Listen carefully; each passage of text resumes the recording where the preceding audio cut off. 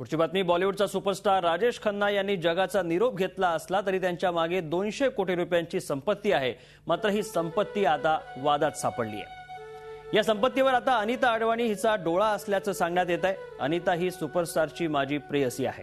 ती अनेक वर्ष लग्न करण्याची तयारी करत होती कारण तिला राजेश खन्नांच्या संपत्तीत रस होता अशी सूत्रांची माहिती आहे।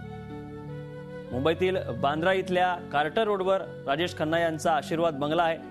राजेश खन्ना आजारी असताना त्यांची देखभाल अनिता हिने 8 वर्ष केली। त्यामुळे मला आशीर्वाद या बंगल्यातून बाहेर काढू नका अशी नोटीसच अनितानं खन्ना परिवारातील सदस्यांना पाठवली आहे। त्यामुळे ती या बंगल्याचा एक हिस्सा असल्याचं म्हटलं जात आहे। 200 कोटी रुपयांच्या संपत्तीत आशीर्वाद हा बंगलाही आहे। राजेश खन्ना यांच्या इच्छेनुसार हा बंगला संग्रहालयात रूपांतरित करण्यात यावा असं मुलींचं म्हणणं आहे। मात्र अनितानं या बंगल्यातून मला बाहेर काढू नका अशी नोटीस बजावल्यानं या बंगल्याचं संग्रहालय कसं करायचं असा प्रश्न आता उपस्थित झाला। या बंगल्याचं संग्रहालय करण्याचा मानस दोन्ही मुलींचा आहे, परंतु अनिताची नोटीस आल्यानं आता आशीर्वादचं संग्रहालय करायचं की नाही याचा निर्णय त्यांच्या मुली ट्विंकल आणि रिंकी खन्ना घेणार असल्याचं बोललं जात आहे।